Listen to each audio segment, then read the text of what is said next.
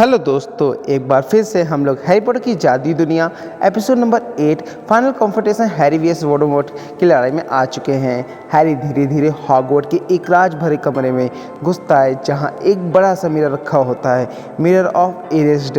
उसके सामने एक अजीब सा चमक है और वो समझ जाता है कि यही सॉक से स्टोन छुपा हुआ होगा।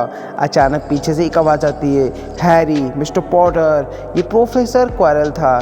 हैरी हैरान रह जाता है क्योंकि उसने कभी नहीं सोचा था कि डंबलडोर के असिस्टेंट ही वोल्डेमॉर्ट के सामने मिला होगा।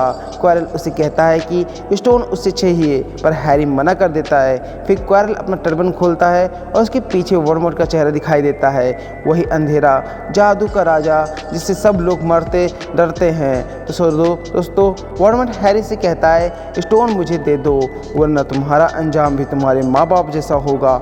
लेकिन हैरी अपने डर के सामने नहीं झुकता। क्वारल जादू करता है, कमरे में आग और हवा का तूफान मच जाता है। हैरी मिरर के पास पहुंचता है और उसे अपना रिफ्लेक्शन में स्टोन दिखाता है। अगले ही पल वो स्टोन उसके पॉकेट में आ जाता है। वोल्डेमॉर्ट गुस्सा हो जाता है और क्वारल को हुक्म देता है कि हैरी से स्टोन छीन लो।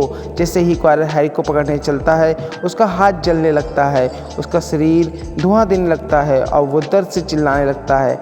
हैरी समझ जाता है कि उसका टच वोल्डेमॉर्ट को छूट और पहुंचा रहा है। वो पूरी हिम्मत से क्वारल को पकड़ लेता है और जकड़ लेता है और वोल्डेमॉर्ट की आत्मा एक ब्लैक स्मोक बनकर कमरे से निकल जाती है। कुछ देर बाद हैरी जब उठता है तो हॉस्पिटल के बेड पर आँख अपनी खोलता है।